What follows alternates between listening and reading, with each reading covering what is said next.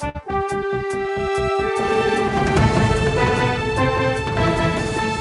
Huff. Oh my God, in the flesh. In the flesh, finally. We text, we talk on Signal, Yeah.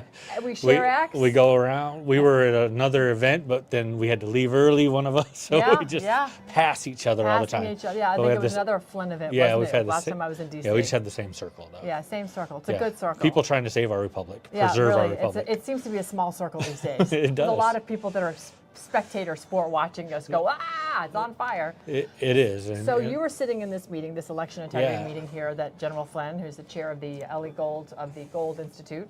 Yeah. Tell me, give me your opinion of the day, because it was a big briefing, I understand. Yeah, so I actually presented a little bit too. Okay. And so I work with avii.org. That's America Voter Integrity Initiative, avii.org. And our segment was about the voting equipment, the electronics. Okay. On top of that, we had experts come in on dirty voter rolls, on the mail-in ballot scheme. Scheme. Yeah. Is that really what it is? So, the scheme. and we had experts come in and speak on that. And we had the rule of law, what should be done within the confines of the law and moving forward and trying. It was all about being actionable today. Right. Like a lot of the stuff we've all kind of heard before we know. We're not telling anybody things we didn't know. Right. But it was more of a, let's get together, let's see where our ideas are, because sometimes there are conflicting concepts of what should happen in our movement. We have people who butt heads, like, I don't see anything wrong with the voting machines. I don't see anything wrong with this or that. And so you have people who compartmentalize. And today was kind of like, hey, let's bring it all in. Let's look at the holistic picture and actions of what we should do. Was there a consensus takeaway? Because I mean, what we can do, what we want to do, is met by how do we get it done? That's right. Right. And so one of the takeaways is we need to have Congress do legislation. Article 1, Section 4 of the Constitution says Congress has time, place, and manner authority of all elections. Right. That's guaranteed across. The problem we're running into is we don't know if it can be done in a timely manner through Congress, because Senate will not kill the filibuster. Right. Even though this is my concern with the SAVE Act, that's by the way. the SAVE Act, yes. And so that's one issue. So what we do know is it's a national emergency in elections, and the president has ultimate authority on that. Right. So the question is, what things need to be repaired? We can't have mass mail-out voting. That's just number one. Fraud. Yeah, you can't have mass mail-out. Right. So if we need the UOCAVA for our military, and then it has to be very selected few who qualify for absentee ballots. That's different from mail-in. So we have a lot of people say, oh, we want to ban mail-in, you don't want elderly voting. That's not the same. Absentee is not the same as mail-in. So some states, they don't understand the issue. Like Arizona, 45 days before an election, the election officials mail a ballot to every address that has a voter registration. And we've now learned there's addresses with voter registrations that are empty parking lots. Correct. And a lot of people mail UPS centers. And UPS centers, or you have 50 mail-in votes going to one address. Correct. In one single apartment. And you have people who've moved out of state getting so like let's just pretend the empty lot thing isn't there. You have people who have filed with the post office. I have moved out of state. They're letting everyone know. They've registered in a new state. They're still on a voter roll in one state. And this isn't just anecdotal. Breakdown in system connections and talking to one another. That's right. DMV and post office, and then the voter registration. These should all talk to one another and be checks and balances. They should, and the voter rolls should be recycled and cleaned consistently. Wouldn't it make sense to just eliminate voter rolls altogether and let people show up with their ID and go, hey, I live in this precinct? And here's my address. And so, see, now I would be in trouble there because I have moved and haven't changed my name. So I just recently moved. So there are issues. But what needs to be done is cross-check to prove you are you. Right, you can bring an electric bill and your passport or a different ID. And prove you're you. Right. And during registration, you should prove that you're a citizen. Right. And you hear people say, well, non-citizens don't get registered. You hear it all the time. That's not true. Now, Voter. I'm going to tell you one reason I know it's not true. I was a instructor, Arkansas State University. Okay. 3 of my students came in with voter registrations, and they showed me. They said, hey, I got registered to vote. And you'd say, well, what's the problem with that? None of my students are Americans. I teach English to international students. They came in and they were automatically registered to vote when they got their driver's license. That's the problem. And they're not citizens. Yeah. The people at the DMV are just going through the motions, and they're registering, and they're talking fast to foreigners who don't know, like, are you going to register to vote? I don't know. And it's fast because my students are learning English. They're beginners. Right. So there's a problem. Voter rolls are an issue. Mail-in is an issue. But there are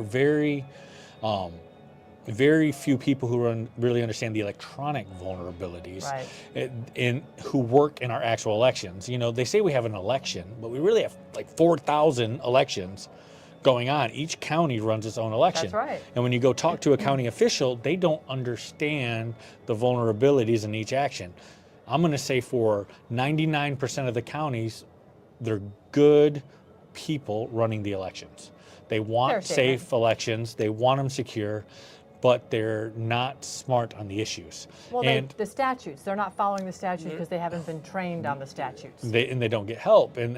But when you bring up something like the tabulator having an issue, they say, well, you know, we do an LNA test, a logic and accuracy test. We do this, we do that. When all of those are kind of a dog and pony show to make you feel good that things are happening. But in electronic voting, ballot on demand printers are a point of attack that can be used. That happened in Arizona for Kerry Lake. It happened in Waco, Texas. It happened in New Jersey. On election day, the ballot on demand printers decided they didn't want to work properly. What that does is causes lines, which then causes people to leave, which is voter suppression, just like Jim Crow laws. That's right. And then you have e-poll books. E-poll books are a big issue because you can vote for someone who's not there. Check them in on an e-poll book, print a piece of paper and go vote for them. And they never showed up and they never did anything. And then you can also deactivate bad voters. And nobody will ever know. You can put them on. So there's all the different electronics are points of vulnerability. So has the consensus come back around that if President Trump were to declare a national emergency, we know that a lot of these machines can't pass the certification. Oh, that's correct. Right? So they shouldn't even be allowed to be used during these elections.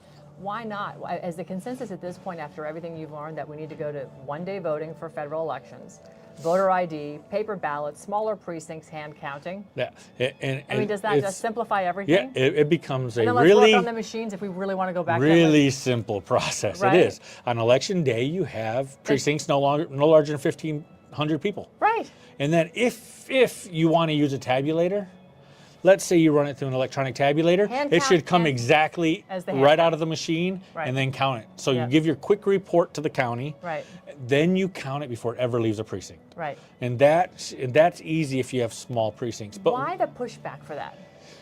You know, we ask that all the time. Why do states push because back our largest pushback are in Republican states. And why we have Sarah Huckabee Sanders in Arkansas, where I live. Her administration has gone after Colonel Conrad Reynolds and arrested him for exit polling. We had a county, Independence County, Arkansas. The voters voted 63% to go to hand-marked, hand-counted paper ballots. Early voting started on Tuesday, and they used machines. They came in and said, why? And we had our Secretary of State candidate, Brian Norris. He said, what is going on here? And they said, well, we decided we're not going to do the paper ballot election.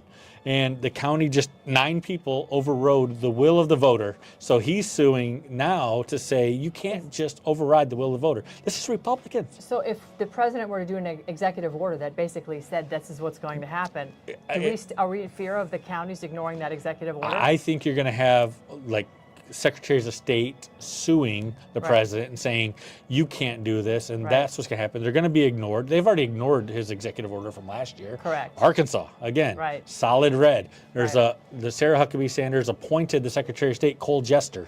He is fought against the president's executive order, say we're not going to follow it because of this, this, and this. We want to use a ballot that uses all barcodes. Right. And so the Republicans fight this. So the president can't do an executive order. It has to be a national security, federalized, fully on critical infrastructure. And that's been the consensus, that we understand that Barack Obama deemed all election systems as critical infrastructure. Right, he did us a favor. Yeah, and he did that, and once that happened, now the president has final authority on critical infrastructure. Okay. So that's the consensus, is the president. How do we get this to the president to make sure that he follows these simple instructions? The Because president, it is we the people, we're the boss. Yeah, the president knows. He hasn't given up on election security. He hasn't stopped talking about machines. He hasn't stopped talking about voter ID, citizenship, mail-out ballots. He hasn't stopped. The problem is get him convincing his circle in the White House that this is the right move now, and having enough of the, quote, evidence to show why he has to do the national emergency. So I'm going to ask the tough question then, because you just brought up he has a circle in the White House. He's the chief executive officer, He is. Okay? So if he says it, it should be made so. It seems like that. Right? So now are we looking at the money behind the people that are giving him counsel and seeing who perhaps potentially might be influenced with money? Same to say as these secretaries of states that might be influenced with money? There could be money in it.